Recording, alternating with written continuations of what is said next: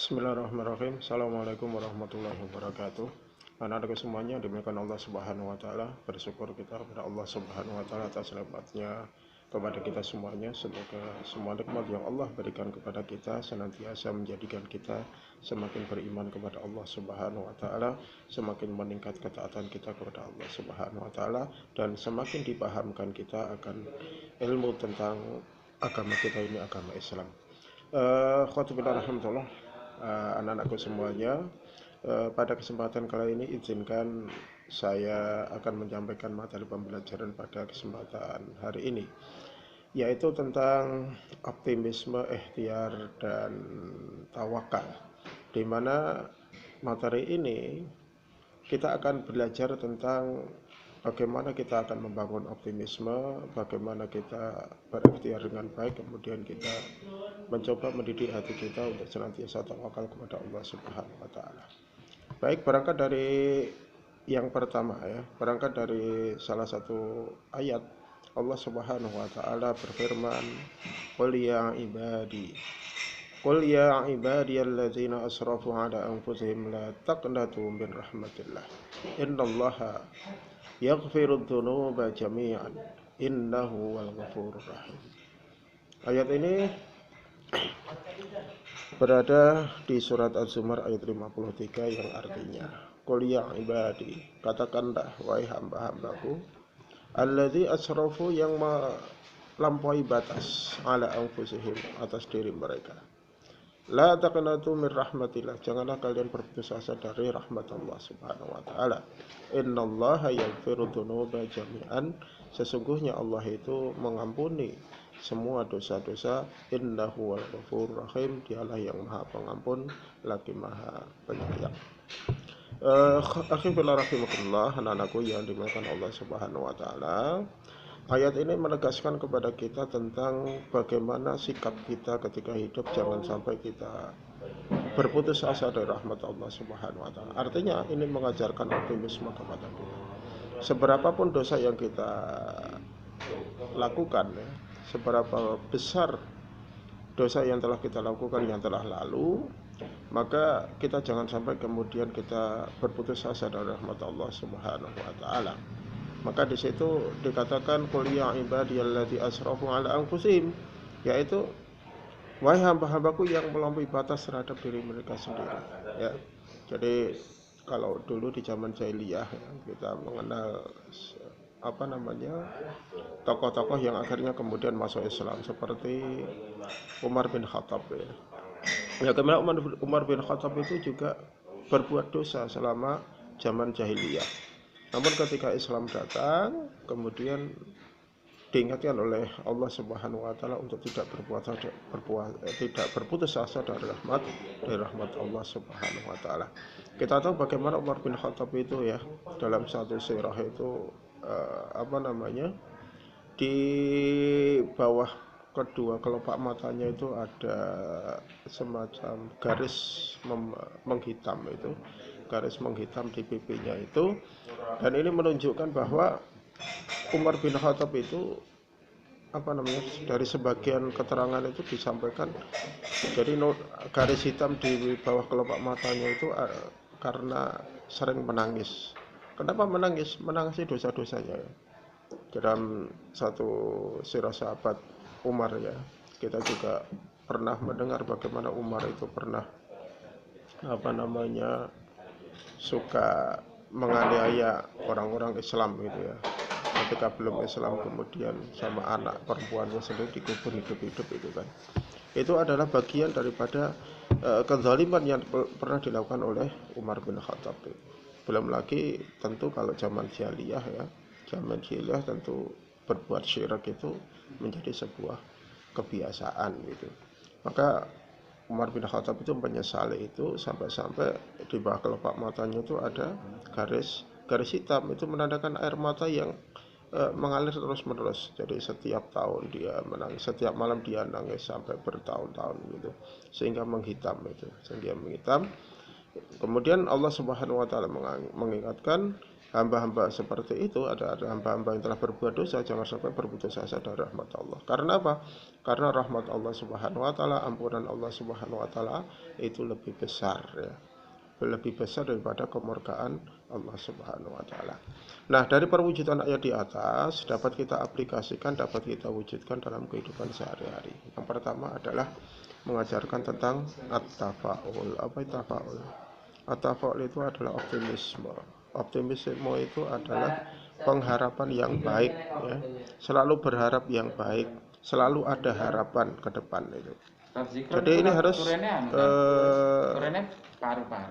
harus dijanji, harus apa? Sifat optimisme itu harus senantiasa dipelihara dalam diri seorang muslim. Jangan sampai kemudian ketika kita mempunyai kesalahan kita kemudian putus harapan. Sebagaimana kisah di dalam hadis Riyadhus Shalihin itu ya. Ada seseorang yang membunuh 99 nyawa. Kemudian disempurnakan membunuh 100 nyawa ya. Tapi dia tidak putus asa dari rahmat Allah Subhanahu wa taala. Kemudian tetap berusaha untuk meraih ampunan Allah Subhanahu wa taala. Dan akhirnya apa? Allah Subhanahu wa taala mengijabahi apa yang menjadi niatan dari orang tersebut walaupun telah membunuh 100 nyawa. Padahal membunuh itu ya dosanya termasuk dosa besar itu. Bahkan di An-Nisa itu dikatakan kekal di neraka, walaupun maknanya tidak kekal di neraka, tapi saking lamanya di neraka itu seolah-olah kekal di neraka. Tapi karena tidak pesimis, tetap optimis akan rahmat Allah Subhanahu wa taala dengan usaha yang luar biasa, sehingga beliau kemudian orang tadi kemudian dimasukkan oleh Allah Subhanahu wa taala ke dalam surga. Ini yang pertama. Kemudian yang kedua, meski Allah Subhanahu wa taala itu Maha Pengampun ya, Al-Ghafur ya, maka manusia tidak boleh meremehkan dosa. Sekecil apapun dosa yang kita lakukan itu harus kita sesali ya. Dengan apa? Dengan taubat itu. Karena apa? Ketika kita meremehkan dosa-dosa yang kecil itu, sekali dosa kita bisa sadar, melaksanakan dosa yang 2 kali kita sudah agak biasa, ketiga kali menjadi biasa, akhirnya apa? Menjadi kebiasaan yang tidak bisa dirubah atau sulit sekali dirubah. Maka setiap dosa, walaupun itu dosa kecil ya, itu harus kita sesali. Dengan jalan apa? Dengan jalan bertaubat. Kira-kira antum tahu enggak kenapa Rasulullah Shallallahu Alaihi Wasallam itu setiap hari itu beristighfar sebanyak 75 kali sampai 100 kali dalam setiap hari ya, itu Rasul. Bukan berarti Rasulullah Shallallahu Alaihi Wasallam itu berbuat dosa, enggak. Karena apa? Karena Rasulullah Shallallahu Alaihi Wasallam itu orang yang maksum. Jadi orang yang maksum. Jadi orang maksum itu apa? Sudah diampuni dosa oleh Allah Subhanahu Wa Taala. Kenapa? Rasulullah itu senantiasa beristighfar. Karena istighfar dengan taubat itu walaupun sama tapi berbeda. Kalau taubat itu dilakukan setelah orang itu berdosa. Sebagaimana dalam mukaddimah di kitab Riyadhus Shalihin, Imam An-Nawawi mengatakan, bukan mukaddimah ya, di bab taubat itu dikatakan wajib bagi orang yang berdosa. Jadi taubat itu hukumnya wajib. Kemudian istighfar itu tidak harus seseorang itu berbuat dosa. Jadi orang yang beristighfar itu tidak harus didahului dengan dosa terlebih dahulu atau berbuat kesalahan terlebih dahulu. Tapi kalau taubat itu wajib bagi orang-orang yang berdosa. Dan kita ini bukan nabi, bukan rasul, ya, bukan sahabat. Tentu dosa kita itu lebih banyak ya. Dan saking banyaknya tidak terhitung, bahkan kadang-kadang kita lupa akan dosa yang telah kita lakukan.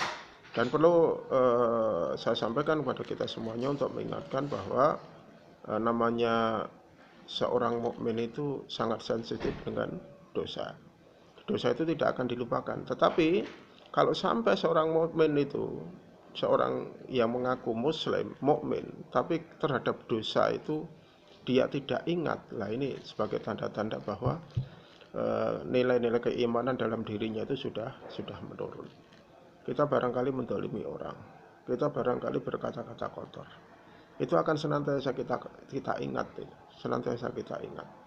Kalau kita ingat itu walaupun sudah bertahun-tahun, ini indikasi bahwa iman kita masih terjaga gitu.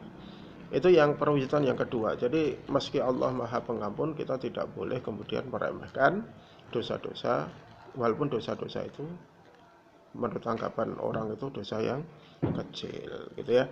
Kemudian yang kedua, yang ketiga, sebagai aplikasi dari surat Az-Zumar ayat 53 itu adalah kita harus senantiasa melakukan introspeksi diri. Introspeksi diri itu apa? Mawas diri. Jadi mawas diri dari segala yang kita lakukan. Jadi melakukan refleksi, merenung gitu kan. Barangkali hari ini atau kalau kita di pagi hari kita merenung, semalam kita melakukan apa. Ketika waktu sore kita merenung, seharian ini kita melakukan apa. Dengan begitu ya, kita akan terjaga keimanan kita.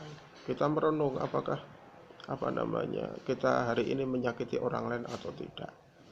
Barangkali secara sengaja atau tidak sengaja perkataan kita, lisan kita, perbuatan kita itu menyakiti orang lain. Nah, kalau itu tidak dilakukan refleksi, tidak dilakukan introspeksi diri, mawas diri, kita tidak akan menemukan itu. Ya. Kita merasa bahwa kita ini tidak menyakiti orang lain. Kita tidak merasa ucapan kita, perbuatan kita itu tidak membuat orang lain itu menjadi resah. Gitu. Kalau tidak dilakukan refleksi atau introspeksi diri, maka merenung itu penting. Maka dalam satu kebiasaan para sahabat itu saling mengingatkan itu. Ayo para sahabatku kita beriman sejenak itu. Jadi ungkapan ini anak-anak semuanya ini terasa janggal. Para sahabat itu apakah tidak beriman? Beriman gitu kan. Tapi kenapa para sahabat itu kemudian mengajak temannya, ayo beriman sejenak. Itu bagian daripada refleksi diri. Ya, bagian daripada introspeksi diri. Ya. Imam Bukhari itu pernah ketika latihan memanah itu, karena beliau itu kan gemar sekali berburu ya, berburu memanah itu. Ketika latihan memanah itu, anak panah itu melesat menggok gitu kan, berbelok mengenai pagar salah seorang tetangganya begitu.